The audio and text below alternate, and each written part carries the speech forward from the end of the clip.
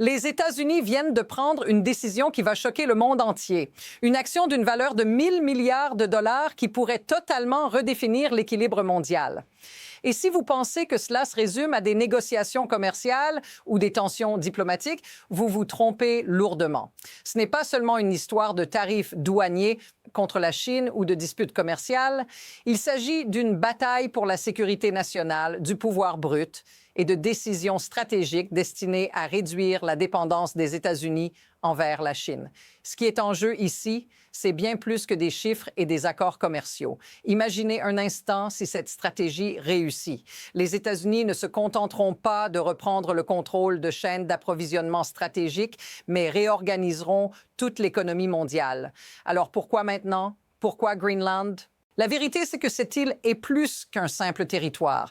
Elle est une porte d'entrée vers l'Arctique et les routes maritimes qui s'y ouvrent sont sur le point de devenir les routes les plus stratégiques du monde.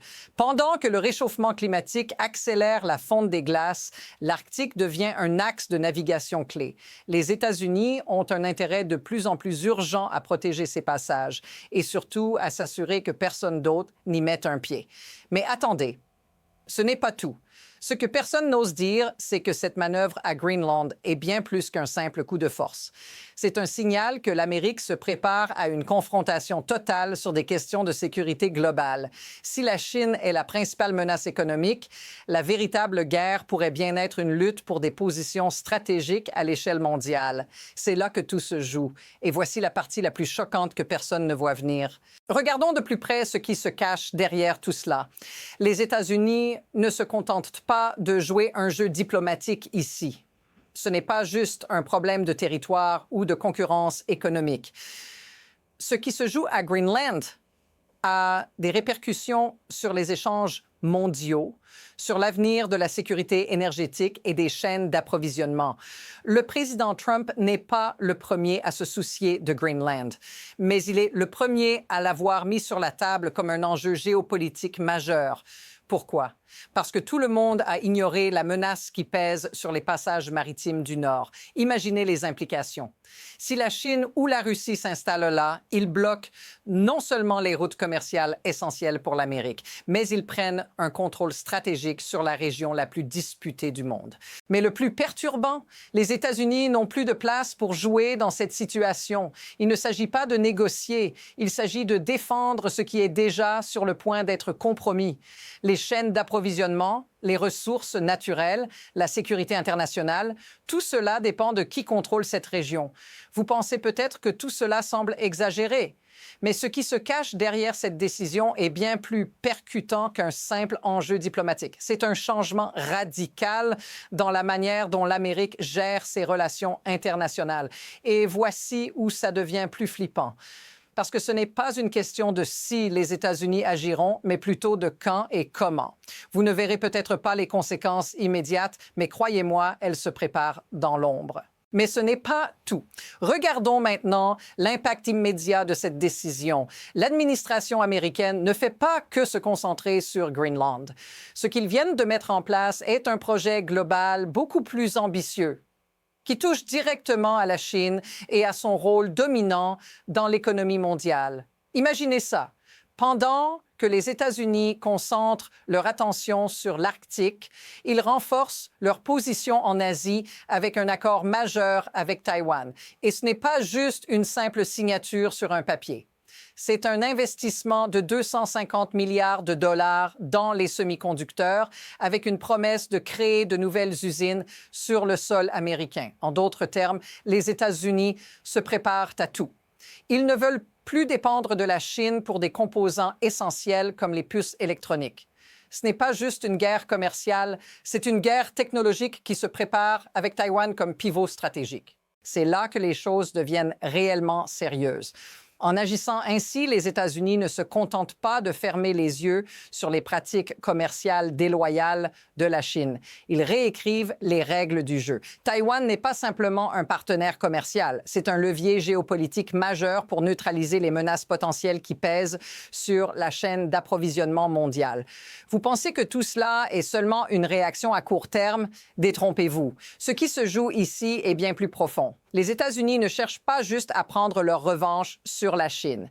Ils prennent les devants dans une course technologique mondiale, où chaque mouvement stratégique aura des répercussions de grande envergure. Mais voici ce qui change la donne. Ce n'est pas seulement une question de sécurité nationale ou d'indépendance économique, c'est aussi un combat pour le contrôle de l'avenir technologique. Si les États-Unis réussissent à prendre l'avantage dans le secteur des semi-conducteurs, non seulement ils contrôlent l'avenir des technologies essentielles, drones, robots, véhicules autonomes, mais ils verrouillent également un rôle dominant sur la scène mondiale. Le monde ne sera plus jamais le même si l'Amérique devient l'unique acteur capable de produire ses puces vitales en masse sans dépendre de l'Asie. Alors, où tout cela nous mène-t-il? La réponse est simple mais complexe. Tout dépend de ce que l'Amérique fait ensuite. L'issue de cette stratégie géopolitique n'est pas encore écrite, mais les implications sont massives. Si les États-Unis réussissent à sécuriser leur chaîne d'approvisionnement en semi-conducteurs et à garder le contrôle sur des zones stratégiques comme Greenland, cela pourrait renverser la balance du pouvoir économique mondial. Mais ce n'est pas une garantie. Et là, ça devient encore plus intéressant parce que les États-Unis ne font pas que réagir. Ils anticipent. Ils préparent déjà leur prochaine offensive. En doublant leur investissement dans la production nationale de puces électroniques, ils se donnent une opportunité unique de réduire leur dépendance vis-à-vis de la Chine. Mais la question qui reste est la suivante. Qui paiera le prix pour ce repositionnement stratégique? Derrière chaque grande décision comme celle-ci se cache un coût. Leurs alliés en Europe, leurs partenaires en Asie, tout le monde commence à poser des questions. Les Européens, en particulier, sont déjà inquiets. Après tout, la Chine est un partenaire commercial clé pour de nombreux pays européens. La réaction de l'UE aux menaces de sanctions américaines pourrait bien être le déclencheur d'une nouvelle guerre commerciale, avec des conséquences incalculables. Mais il y a aussi une autre question qui plane. Quelle sera la réponse de la Chine? C'est là que les choses deviennent risquées.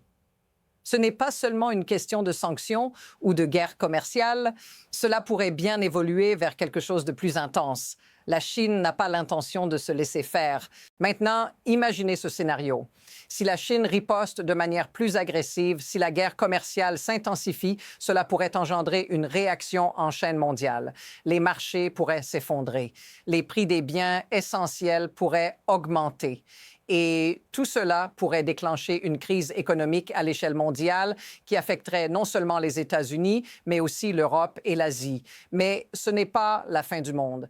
C'est là que cette histoire devient encore plus fascinante. Ce genre de crise offre aussi des opportunités. L'Amérique se positionne pour sortir gagnante et c'est exactement ce qui pourrait faire basculer la balance en sa faveur en assurant la production domestique de semi-conducteurs, en sécurisant ses routes commerciales stratégiques.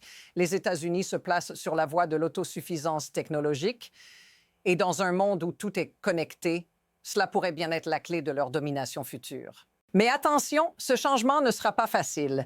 Il y a des obstacles géopolitiques énormes à surmonter. Les alliances vont se fracturer. Les tensions mondiales vont monter. Ce qui se joue ici est une véritable guerre des nerfs et la manière dont l'Amérique va manœuvrer dans les mois à venir sera cruciale. Au final, ce que nous voyons se dessiner ici n'est rien de moins qu'une redéfinition du pouvoir économique mondial. Les États-Unis sont prêts à jouer un rôle de leader sur la scène mondiale, mais à quel prix? Les manœuvres actuelles en matière de sécurité nationale, d'investissement dans les semi-conducteurs et de tensions avec la Chine pourraient soit propulser l'Amérique vers un futur dominé par la technologie et l'innovation, soit plonger le monde dans une crise économique de grande envergure. Mais voici la grande leçon à retenir. Les États-Unis sont prêts à prendre des mesures audacieuses pour s'assurer qu'ils ne dépendront jamais plus des puissances étrangères. Et peu importe ce qui se passe, ces manœuvres vont définir l'avenir des relations internationales pour les années à venir. Alors, quelle trajectoire allons-nous suivre? Cette question reste en suspens. Mais une chose est certaine, ce n'est pas la dernière fois que vous entendrez parler de ce jeu géopolitique. Si cette analyse vous a fait réfléchir, abonnez-vous pour ne rien manquer des développements futurs, parce que ce n'est qu'un début et le prochain chapitre pourrait bien être plus décisif que tout ce que nous avons vu jusqu'ici.